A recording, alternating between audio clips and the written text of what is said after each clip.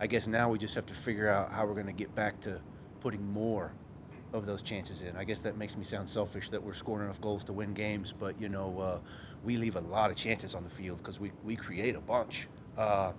Maria, we went down to Austin last weekend and we won on Wednesday. That was actually a big win for our conference and our region. So that's a really good thing for us. And Maria finally got back onto the score sheet, but she should have had like four.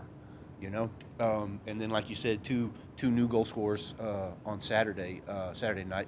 Nicole actually scored really early in the season, so this is her second goal as a Lady Buff. She's just a freshman.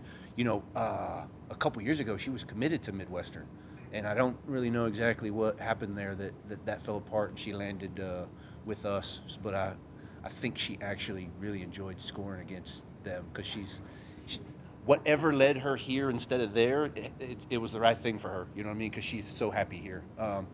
And then Kendall Britton scored her first goal as a Lady Buff, and I couldn't be more proud of Kendall. We've played 14 soccer games, and 11 of them have been shutouts, and we've only given up 5 goals. And Reagan's getting all kinds of attention, which is well deserved, and Emily got some attention last week, which is well deserved. But Kendall's right back there doing that with them. So for her to dribble half of the field and then stick one in the top corner is like, whoa. That was really cool to see. Yeah. You mentioned having a freshman kind of, get that second goal in terms of having that, youth step up and also having another person who hadn't scored before stepping up. Does that give you any sort of comfort knowing that in addition to the big two that you're used to seeing score, you've got some other options there too? Well, yeah. You say the big two, it doesn't surprise anybody if those guys score. And on any given night, Reagan can score a goal and Mia can score a goal. So the more names on the list that have the potential of scoring a goal, the better chance we have of scoring goals and a better chance we have of winning. So yeah, it was great to see two names on the score sheet that we don't always see. That's a great thing. Heading out for Mortalis on Wednesday, how do you like that matchup? Well, I don't know much about him this year because the coach is brand new. But I always like the matchup between WT and Eastern New Mexico. I can remember losing it once in 13 years. So I like the matchup. Always tougher when you go there, but now that they're in a stadium environment, with turf similar to ours, then we can play similar to how we play here, which is move the ball fast because the ball moves faster than any person can run. So the more we pass it and the more we move it, I think we have a real good shot of winning one more game and maybe another shutout. I think we're actually getting close to a season record of shutouts. I think somebody told me that. It might have been Josh back there. I don't know. Maybe somebody else. Speaking of shutouts, 4 in a row, just kind of hit your groove there on the defensive side.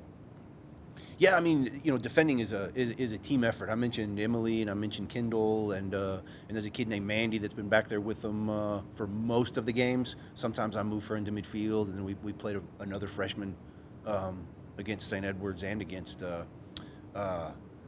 Midwestern. Sorry, and her name's Zoe, an Austin kid. But it starts in midfield. Actually, it starts with the forwards, but we need to get Maria to defend a little bit more than what she's doing right now. But Nicole's figuring it out. But and it starts in midfield. Like there was some moments on Saturday night that Midwestern was actually on top of us, and I think we were missing a kid named Alexis Villarreal, who sits in defensive midfield for us, and like she's one of those kids that like if you watched us play, you may or may not notice her, but man, did I notice her when she wasn't there.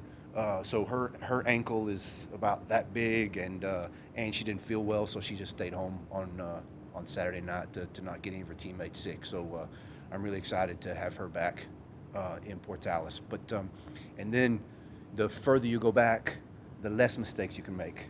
So that's the consistency level that we're getting out of Kendall and Emily and then Mandy and then Reagan. Man, this is her third week to get goalkeeper player of the week, I think, and it's well deserved. She could have got even more than that. I think I told y'all really early in the season that I really enjoy this part of my job where like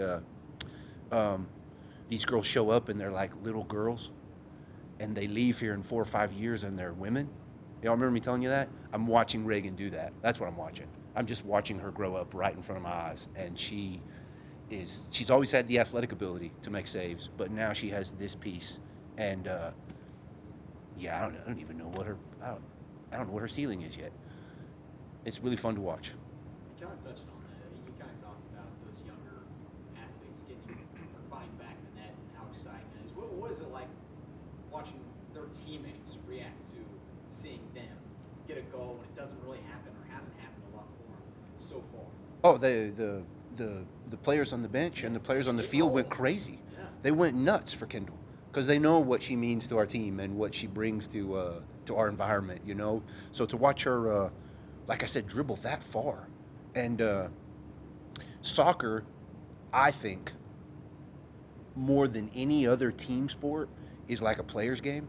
You know, like basketball is a player's game, but the coach can call a timeout and kind of figure out where he wants people to go, right? So there's these moments where, like, I feel like maybe I don't even know what I'm looking at. Because when Kendall started dribbling, what we normally want is we want her to dribble, engage the opponent, lay the ball over to Reagan, and let Reagan do her thing. But she just started dribbling, and I was thinking in my head, like, why isn't she rolling the ball to Reagan? That's what we do. Why is it? And then she sticks the thing in the back of the goal, and I go, so what do I know, right? What do I know? She had better ideas. She had her own idea, and it turned out to be great. But yeah, I think the photo that someone caught for that to recap the whole story is Kendall hugging Maria. So you're saying, how does her team celebrate? You know, so the girl who normally scores our goals must have been the first one over there to grab her because they're in full embrace, and it's a really cool picture.